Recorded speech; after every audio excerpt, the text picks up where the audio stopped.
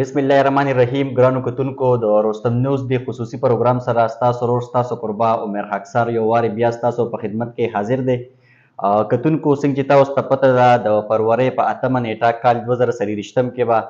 په ملک کې عام انتخابات کیږي. ټول سیاسي ګوندونو د هغې لپاره خپلې خلې ځلې شروع کړي دي، تیارې روان دی. په دغې لړ کې جماعت اسلامي هم د الیکشن 2024 لپاره د ټولو نه مخکې خپل منشور کوم تر وړاندې کړی دی. دغه شان د ټولو نه مخکې هغې خپل امیدواران ټاکلي دي د الیکشن لپاره. خو په دغې لړ کې نن موږ د جماعت اسلامي د خلکا PK55 ټاکلی شوي امیدوار جناب سجاسید باچا نن سټوډیو ته رابللی دی. د هغې سوچ د هغې فکر به تاسو سره شریکو. ډېره مهرباني ناظم صاحب د ټیم راکولو. رستم نیوز ته تاسو ته دلته په راتګ باندې هرکلی وایو. مهرباني ناظم صاحب چونکې تاسو د رستم ټول خلک پیژني، PK55 ټول عوام داسې به څوک نه چې تاسو به پیژني، خو چونکې زموږ د پروګرام اولنۍ برخه چې کوم ده هغه د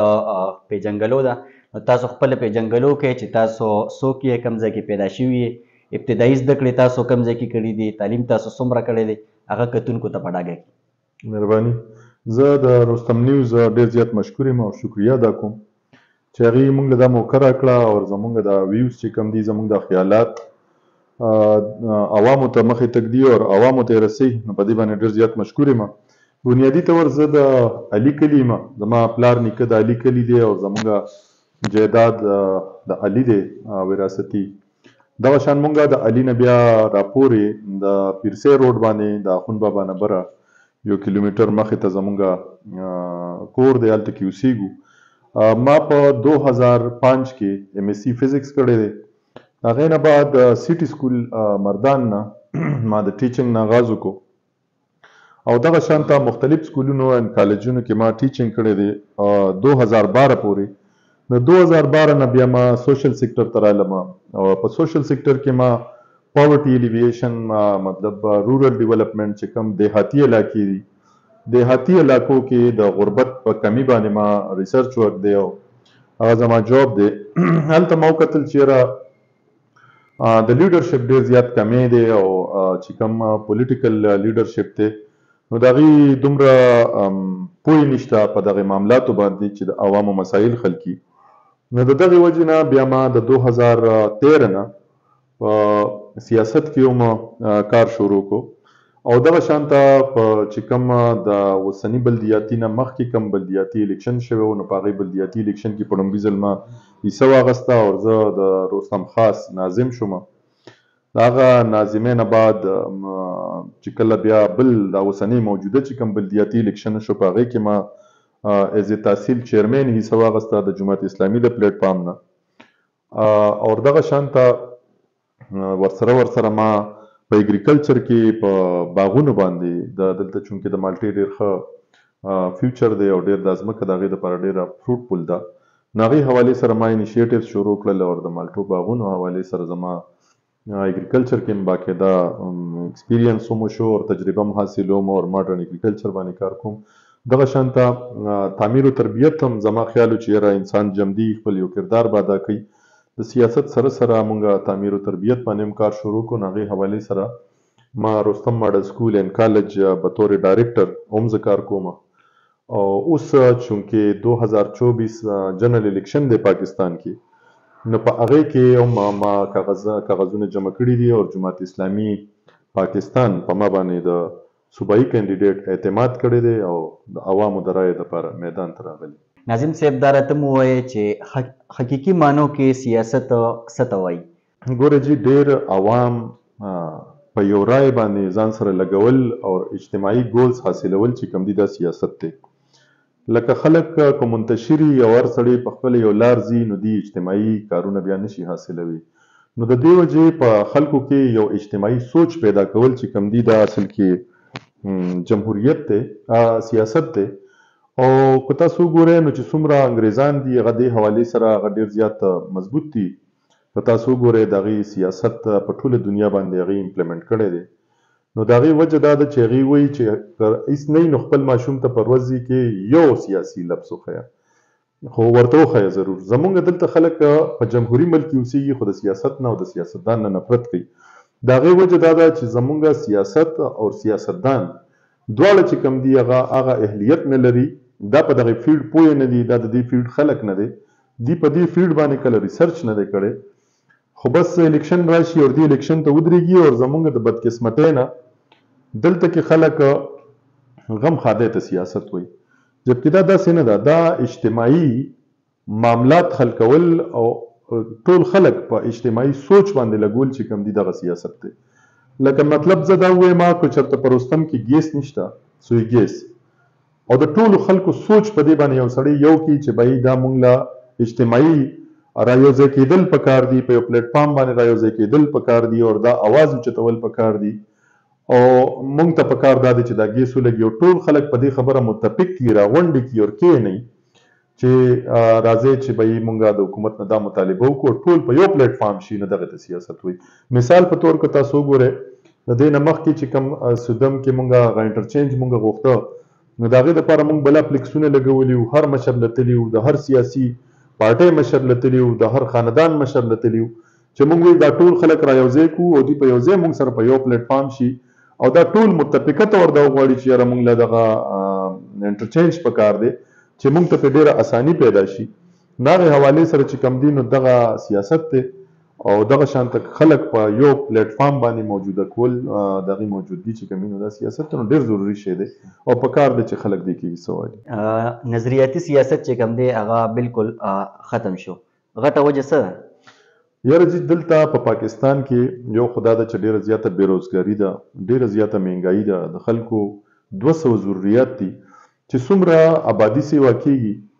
دومره ورسره مواقع کمیږي، دومره ورسره سیزونه ګرانېږي، د سیزونو چې کم د خرید و فروخت کم سامان دی، د روزانه د استعمال کم سامان دی نو هغه ګرانېږي. نو خلک په ځای د دې چې په یو نظریې سره ودرېږي نو بیا خلک ظاهره ده چې هغې بیا په نوکرو باندې یو ځای کېږي چې ما له یو څوک ورسره دا واده وکړي تا له نوکري در کوم نه هلته ځي، چاته وایي تا له پیسې در کوم نه هلته ځي. بدقسمتۍ نه موجوده خو کلچر دې ته ورسېده چې صرف په روټۍ باندې هم خلک بهرحال خپل ووټ ورکوي او د ووټ په اصل مقصد چې دا د ووټ چې دی دا د ملک امانت دی او دا گواهی ده چې په موجوده ولاړو کسانو کې دا کس د ملک او قوم او د دې علاقې دپاره بهتر دی او دې د دغه 4 لک خلکو مسایل حل کولی شي. نو په دغه صلاحیت باندې به ټول خلک ووټ ورکوي او دا گواهی به کوي چې دا سړی چې دی د کې دا صلاحیت موجود دی چې د دې علاقې مسایل حل کولی شي او د دې عوامو د حقوقو تحفظ هم کولی شي او چې څومره د خدماتو د فراهمۍ کمې ادارې دي د هغې نه د عوامو دغه کار هم اخیستی شي. نو د دغې صلاحیت په طور باندې خلک به ووټ ورکوي او گواهی به کوي. خو نن سبا د خلکو دغه رجحان دی چې که څوک پرې روټۍ وخوري یا 0.5 روپۍ واخلي نو په هغه صورت کې هغې په قرآن لاس هم ږدي او هغه ووټ هم ورکوي. نو دغه نظریاتي سیاست بالکل نه. ته مو وایې جماعت اسلامي سره د الیکشن 2024 حوالې سره هغې سره څه منشور دی هغه هم زموږ کتونکو ته ښکاره کړي. جماعت اسلامي دا ګڼي چې دا د الله خوره ده، دا د الله ځمکه ده او موږ د الله مخلوقات یو او د الله په دغه ځمکه باندې به د قرآن او د سنت قانون چلیږي او د بل قانون چې کوم دی نو هغه په دې ځمکه نه کامیاب دی او نه هغه کامیابېدی شي. نو جماعت اسلامي خو بنیادي طور د الله او د الله د رسول خبره کوي، د قرآن او د حدیث خبره کوي او دې کې موږ ګڼو چې په پاکستان کې بعضې خبرې چې کوم دي نو هغه بالکل د شریعت مطابق هغه عملي شوي دي، ډېر کار لا اوس هم پاتې دی چې هغه د عمل کې راشي. خو بنیادي طور د سود چې کوم نظام دی په پاکستان کې چې د پاکستان ګورنمنټ د سود قرضه اخلیم او عوامو لم ورکوي، په دغه دواړو صورتو کې د جماعت اسلامي ډېر کلیر کټ ویژن دی چې دا سودي نظام چې کوم دی دا دې ختم شي چې عوام د مهنګایۍ د دغې مسایلو نه بېغمه شي او د سود کاروبار چې څوک هم کوي نو الله وایي زما جنګ ته دې تیار شي. نو دې حوالې سره موږ ته دا ښکاري چې دا عوام د الله په قهر کې راغلي دي او په پاکستان باندې دغه چې کوم د عوامو دا مسایل دي نو دا عوام کو چېرې دغه مزید دغه خلکو له ووټونه ورکوي چې کومې پارټۍ دغه سودي نظام سره منسلک دي او دغه سودي نظام وکالت کوي او دغه سودي نظام مزید هغې له فروغ ورکوي. نو موږ ته دا ښکاري چې دا الله قهر به مزید په دغه خلکو باندې راځي او جماعت اسلامي بنیادي طور په دې وخت کې دغه جدوجهد کوي چې د سودي نظام د پاکستان نه ختم شي. PK 55 کې ډېر زیات مسایل دي تاسو چونکې به الیکشن کوئ کو چېرې د PK55 عوامو تاسو ته د اقتدار د واګې په لاس کې درکړل نو کم داسې غټ مسایل دي چې تاسو به د هغې د حل لپاره کوشش کوئ او غټه مسله پکې کومه یو ده چې تاسو به هغه په اولنۍ ذمهداري به ستاسو دا وي چې تاسو به هغه مسله حل کوئ؟ بنیادی طور خدا ده چې ګوره زمونږ تاسو ته ما ووایي که نه چې کله آبادي سیوا شي نو اپرچونټیز کمیږي او په دلته په رستم علاقه کې خو زه د ډېر وخت نه په سیاسي میدان باندې موجود یم. دلته جنگ جګړې او دشمنۍ ډېرې زیاتې دي او دغه شانته زمونږ د ځمکو ریکارډ ډېر زیات ګنده دی. د ځمکو تقسیم کار هم ټیک نه دی، خانګي تقسیمونو هم بلا مسایل پیدا کړي دي. د دغې وجې زما اندازه ده چې په رستم کې مونږ یو ډسپیوټ ریزولوشن کونسل دی خو هغه موجوده طور دومره افیکټیو نه دی. نو انشاءالله دغه ډسپیوټ ریزولوشن کونسل چې کوم دی دا به مونږ په خلکه PK55 کې دوه کوو به او هغې کې به ډېر زیات پویه کسان راولو چې هغې د عوامو دغه خدمات ترسره کړي او انشاءالله په دغه DRCs کې به مونږ د انعاماتو سلسله ومي چې څومره هغې روغې کوي نو انشاءالله دغه چې کوم د دې ممبران دي هغې له به انشاءالله د انعاماتو سلسله مونږ جاري کوو او د اعزازیې حوالې سره به هم انشاءالله خبره کوو. دغه شانته سودم لویه جرګه مونږ فعال کړی ده په رستم کې او زه د هغې جنرال سیکرټري یم. زما دا اندازه ده چې که چېرې دغه شان سودم لویه جرګه کې مزید مشران راغونډ کړی شي او هغې ته هم دغه شانته د فنډینګ بندوبست وشي چې د سودم علاقې نه د جنګ جګړو او د دشمنو خاتمه باقاعده د حکومت په سرپرستۍ کې وشي نو دا به ډېره بهتره شي. نو انشاءالله سودم لویه جرګه به مزید مونږ مضبوطو او هغې ته به د فنډینګ بندوبست هم کوو چې دوی د دغه روغو او سپالو د کار ترسره کړي. د دې دپاره دفتر، د دې دپاره د ګاډي بندوبست، د دې دپاره د فنډینګ بندوبست انشاءالله دغه به هم یقیني کوو چې دغه یقیني شي او د خلکو دا مسایل حل شي. د هغې نه علاوه زمونږ په رستم کې که تاسو وګورئ نو سپورټس کمپلیکس دی هغه څومره کاله وشو چې هغه مطلب تقریبا 10 کاله پوره کېدو واله دي. هغه تر اوسه پورې د عوامو د هلکانو د کیل کود دپاره کولاو نه شو. په هغې زمونږ د دنیا زري ځمکه بنده شوې ده او کیل کود پکې نه کېږي. نو انشاءالله دا کو مونږ کامیاب شو نو په ډومبي 2 میاشتو کې به انشاءالله سپورټس کمپلیکس د عوامو دپاره انشاءالله کولاوم دا به زه ښیم که خیري او دغه هلکان به په هغې کې باقاعده طور بلا ججک خپل کیل کود جاري ساتي. دغه شانته زمونږ چې کوم دی نو تحصیل کمپلیکس زمونږ باقاعده طور جوړ شوی دی خو په هغې کې تر اوسه افسران موجود نه دي چې هغه خدمات د عوامو وکړي. زمونږ خلک اوس هم د ډومیسایل دپاره، د انتقال دپاره، د پردونو دپاره یا د وړو وړو مقدماتو دپاره هغه مردان ته ځي او دلته کې یو قسم افسر د هغې د خدمت دپاره موجود نه دی. نو دا بلا ځمکه زمونږ زري ځمکه بنده شوې ده او بلا د حکومت اخراجات پرې راغلي دي خو که افسر پکې موجود نه وي نو هېڅ پیدا نشته. نو انشاءالله دا به یقیني کوو چې د رستم تحصیل نه عوامو ته د خدمات پراخمي وشي. د هغې نه علاوه زمونږ که تاسو وګورئ که زمونږ هسپتال دی یا که زمونږ د څاروو هسپتال دی نو په دواړو صورتو کې هغې ته د سهولیاتو بلا کمې دی. انشاءالله دا کمې به پوره کوو او بیا به انشاءالله دی د خپل عوامو بهتر خدمت کولی شي. زه د عوامو مخې ته دا خبره ږدم چې انشاءالله د دې چې کوم د ریپورټ جوړیږي ماخانه چې کوم د مریضانو تفصیل په هغې کې لیکلي شوي چې د کومې علاقې نه کم قسم مریض راغلی دی او هغه مریض څه علاج شوی دی نو هغې حوالې سره به دغه ریکارډ زه باقاعده طور ګورم او که په کومه علاقه کې داسې بیماری دي چې هغه یا د ګنده اوبو د وجې راځي یا هغه د ماشو د حملې د وجې راځي یا هغه مختلف قسم وایرل یا بکټیریل ډیزیزز چې کوم وبایي صورتحال په یو علاقه کې الي نو په هغې به انشاءالله متعلقه محکمه چې کوم پبلک هیلث دی یا ټیمې ده یا چې کوم هم اداره ده چې هغه به هلته کې لیږو چې هغه وبایي بیمارو خلاف هغه مؤثر کاروایي وکړي. لکه زه تاسو ته ووایم څو پیرې مونږ ووایو چې په سورکاوی کې یو پیره خیزه راله بیا هغې نه بعد 2-3 پیرې ملیریا اټیک وشو. هغه تاسو به زما سوشل میډیا باندې کتلي ومي چې هغه زه درخواست هم وکړم چې یاره دغې علاقه کې دا بیماري ډېره شوې ده خو هېڅوک هغې طرف ته توجه ورنه کړي. نو انشاءالله یو منظم لایحه عمل تحت به مونږ داسې قسم چې یو علاقه باندې د یو بیمارۍ حمله کېږي نو انشاءالله هغه به مونږ پوره کوو. د هغې نه علاوه د ماشومانو د ویکسینیشن چې کوم پروټیکشن دی د بیمارو نه د هغې حوالې سره به دا مکمل طور یقیني کوو چې ماشومانو ته پوره ویکسینیشن کېږي او د علاج معالجې پوره سهولیت د LHVs او د LHWs حوالې سره هغه هغې ته ورسي. د هغې نه علاوه د څاروو هسپتال حوالې سره زه دا وایم چې د ټولو وبایي بیمارو نه مخکې به د دغه ټول ویکسینیشن مونږ بالکل انشور کوو او د دې باقاعده طور د څاروو د تحفظ ځکه زمونږ کلي علاقې زموږ دیهاتي علاقه ده د ضلع مردان په اخري ګوټ کې مونږ اوسېږو دلته بنیادي طور یا خو زراعت دي او یا خو دلته لایف سټاک ته چې کوم څاروي دي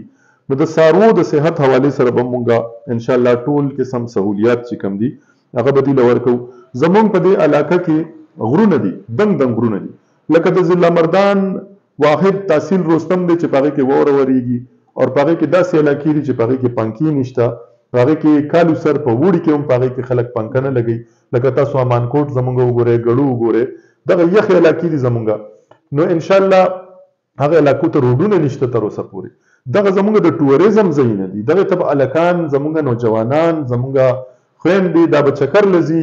سیر و تفریح به کوي نو انشاءالله دغه روډونه به مونږ یقیني کوو چې په لوکل ټوریزم باندې مونږ کار وکړو د هغې نه علاوه سکرې غونډه کې بهترین مونږ سره غر دی چې په هغې واوره هم ورېږي په هغې کې مختلف قسم ځنګلي ځناور دي دلته کې تاسو وګورئ زموږ ملندرۍ کې ښه کافي مرغۍ چې کوم دي نو هغه اگزیسټ کوي نو زه به انشاءالله دې حوالې سره به تاسو ګورئ چې د میانو نه واخله د هر قسم مرغو د پروټیکشن د تحفظ حوالې سره به مونږ کار کوو د جنګلاتو د تحفظ حوالې سره به مونږ کار کوو او په رستم کې به د سویګیس لپاره مونږ ډېر زیات سنجیده کوششونه کوو دا ټول مشران به راغونډوم دا به کینو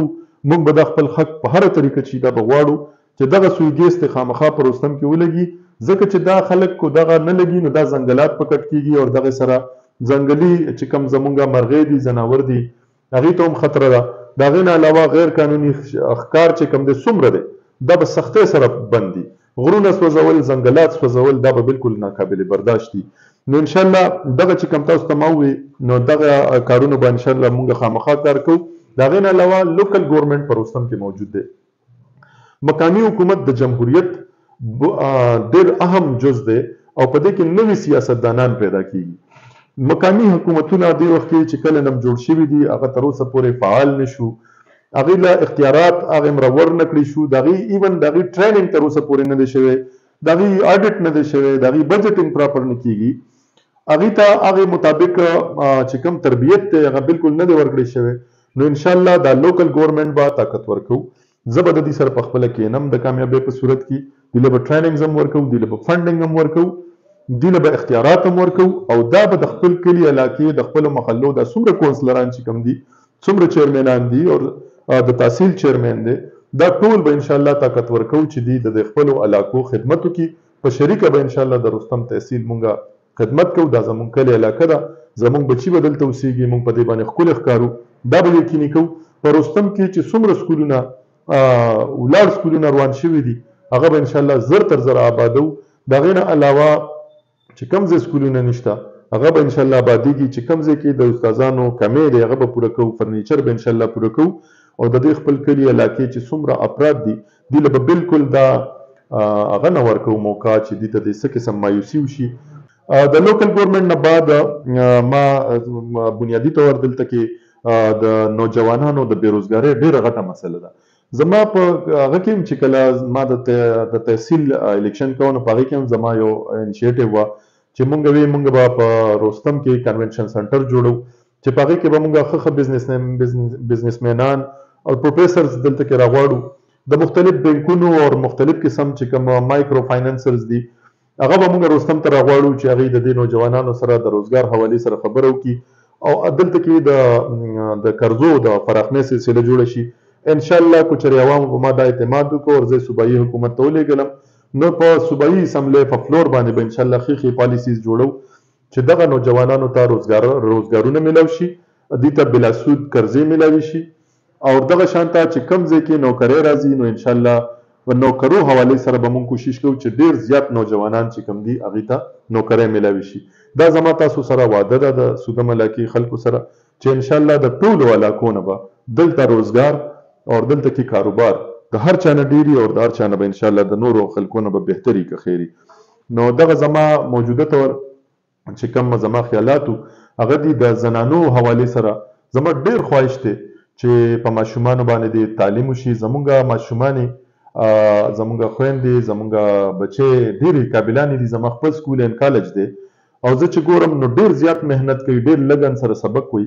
او زه ګورم چې د پاکستان په تعمیر او ترقۍ کې زنانه ډېر زیات کردار ادا کولی شي نو دې حوالې سره چې څومره مایوسي ده د جنکو د سکولونو حوالې سره، نو انشاءالله د استادانو کمې دی، د ریسورسز بله کمې دی، نو هغه ټول به که خیرې پوره کوو چې د بچو په تعلیم کې هیڅ قسم کمې بیشي پاتې نشي. دا راته مو ووایه چې د رستم ولس لپاره تر اوسه پورې تاسو څه کړي دي؟ زما خو تاسو ته ما ووایي که نه چې کمې پورې موږ سره اختیار و، لکه تاسو ته ما ووایي کوچرې پرس کا د سودم انټرچینج خبره وه، نو هغه تاسو وګورئ نو نن په سوات ایکسپریس وی کې د سودم دپاره دا چې کوم سرویس روډ دی نو دا صرف په دې سوات ایکسپریس وی کې صرف سودم ته جوړ دی، باقي تاسو وګورئ نو په یو ځای کې سرویس روډ په سوات ایکسپریس وی کې نشته. دې دپاره موږ باقاعده احتجاج وکړو، هغه موږ یقیني کړو. ما سره وړه غونډه کې وخته وه، د هغې نه علاوه زه چې کله پاس شوم نو تاسو که وګورئ نو په زمونږ های سکول کې ښه کافي مسایل وو،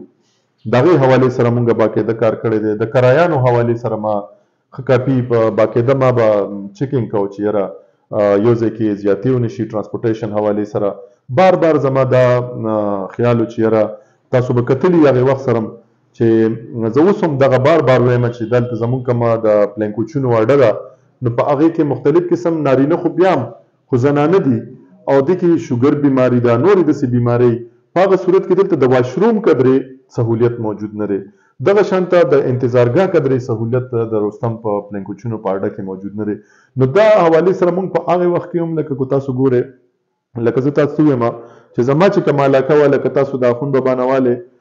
تر پیرسی روډ پورې چې په روډ باندې څومره ونې دي، په رستم تحصیل کې واحد دغه ونې موږ سرکاري ټولې رجسټر کړي دي. په لارو کوڅو کې به ډیرانونه وو، هغه ډیرانونه موږ باقاعده طور ختم کړه. خلکو کې دا راوسته اویرنس چې بهی لار کې ګند غورځول چې کوم دي نو دا غیر اسلامي اقدامات دي. نو یو خو په لار هم تنګېږي، بل لار کې ګند غورځول چې کوم دي نو دا غیر اسلامي هم ده، په دې الله خفه کېږي. نو هغې حوالې سره موږ د لارو د صفایۍ حوالې سره باقاعده طور انیشیټیوز اخیستي وو. موږ به باقاعده طور د ماشو سپری مکمل طور هر کال به کېده. د هغې نه علاوه که تاسو خیال کړي نو د بوټي نه چې په لارو کې کم بوټي وکم نه به چې الرجیز جوړېدل نو دغې بوټو هم به کټایي زما په ویلیج کونسل کې ریګولر کېده. د هغې نه علاوه لارې کورسۍ مونږ ښه کاپي پخې کړي دي چې کمې کچ شوې، او مثلا په دغه لیول چې ما سره څومره ومو نو هغه مونږ کړي دي. د ان جی او حوالې سره که تاسو وګورئ نو ما په د بادام دغه شانته ما په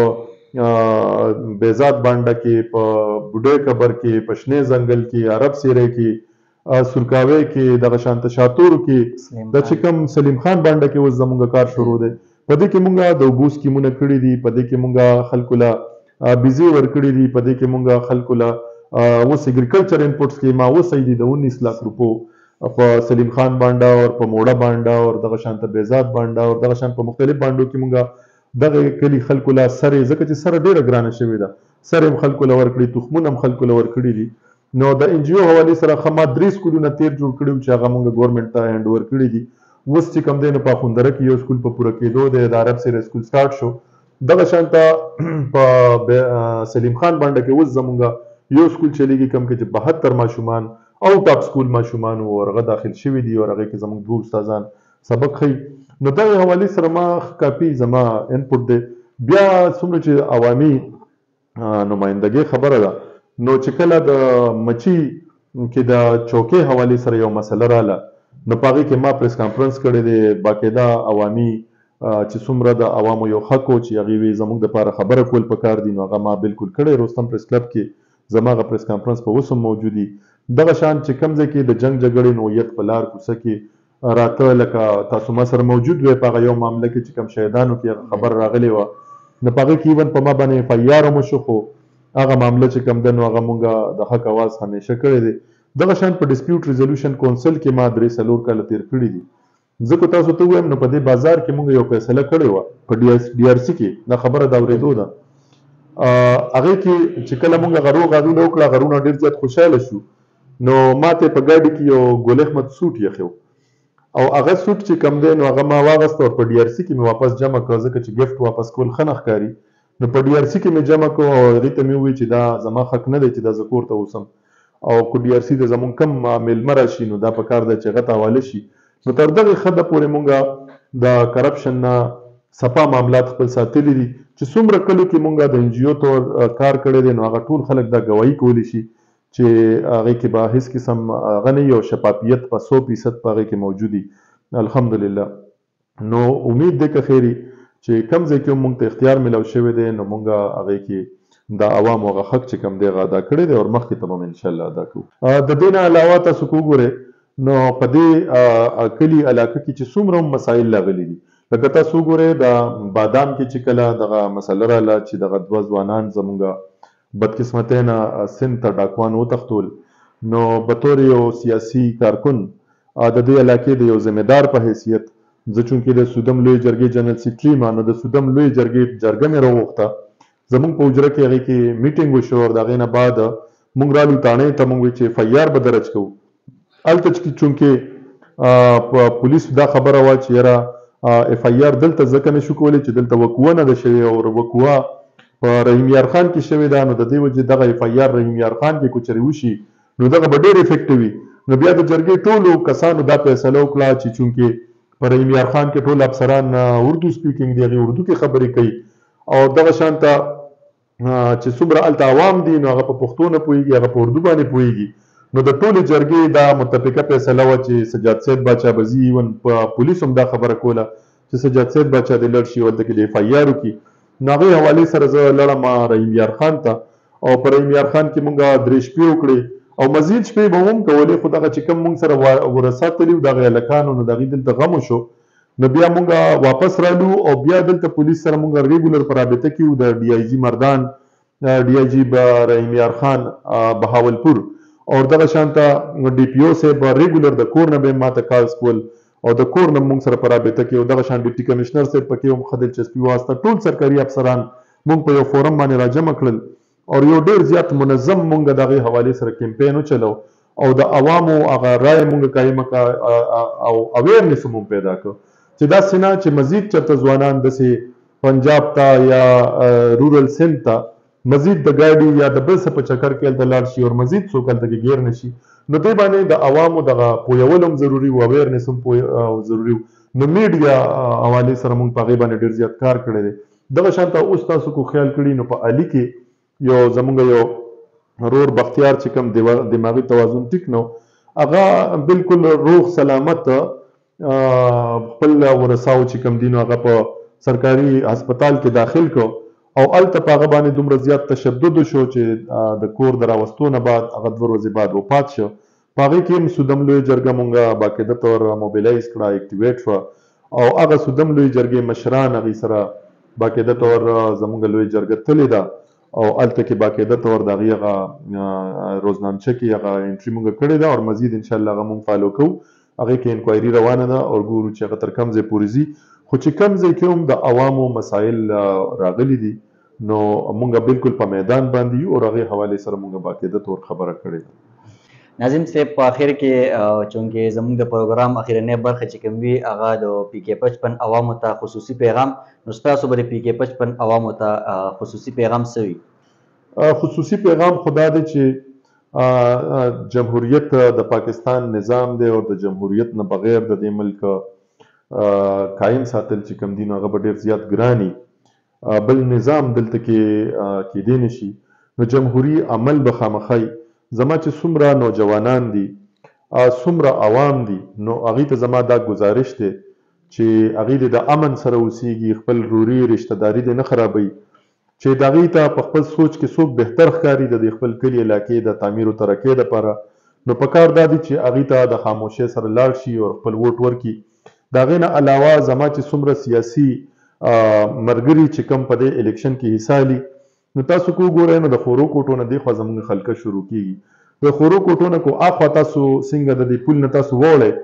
نو په غونډ ضلع مردان کې به تاسو پوسټر تاسو پیناپلیکس تاسو جنډې تاسو دا کیسې ونه ګورئ. دلته زموږ ډېر زیات یو قسمه عجیبه سیاست شروع شوی دی چې کوم کې د کروڑونو روپو د حساب لګولو بار بار خبره کېږي جبکې په الیکشن باندې د حکومت د طرف نه د 20 लाख روپو نه سیوا خرچه نشته. زه دا د ټول کینډیډیټ ته دا خبره کوم چې تاسو خپل سوچ خپل ویژن خپل خدمات خپل کارکردګي د عوامو مخې ته کېږدئ او د هغې په بنیاد د خلکو نه ووټ واخلئ بځای د دې چې تاسو د پوسټر په ذریعہ د فلیکس په ذریعہ د ګاډو په ذریعہ د شور په ذریعہ د عوامو نه ووټ اخلي او دا زه دې ته یقینا دا خبره کوم چې د 4 لاکو خلکو خدمت 15 کاله کول چې کم دی دا ډیر زیات ګران کار دی. په دې حواله سره تاسو جذبه نه نو دا پلیټ فارم تاسو د لپاره غلط دی. دې پلیټ فارم ته بیا تاسو مرزه او په سیاست کې ووټ خرڅول چې کم دی یا ووټ اغستل چې کم دی نو دا باقاعده تور سیاسي رشوت دی چې ته د یو سړي رائے یا د یو سړي گواہی په پیسو باندې اخلي نو دا سیاسي رشوت دی او د اسلامي حدیث مطابق رشوت اغستو والا او خرڅولو اغستو والا ورکولو والا دواړه چې کم دي دوزخیان دي. نو دې حواله سره د سیاسي رشوت نه د پرهیز وکړي شي. ګرانو قدرمندو کتونکو دا د جماعت اسلامي خلکا پی کې 55 ټاکلي شوی امیدوار سجاد بچا صاحب چې د دې د پارټي منشور او خصوصي پیغام چې کوم وو هغه هم تاسو مخې ته کو او د سره سره د چې تحصیل رستم د عوامو لپاره کم خدمت کړو هغه هم تاسو مخې ته کې خودو ان شاء الله وخت نا وخت په مونږه دغه شانته د امیدوارانو دغه سلسله چې کوم دا به مونږه دوامدار ساتو. تر بل پروګرام پورې خپل قربا او میر خاکسار لور کی اجازت د لوی الله پامان.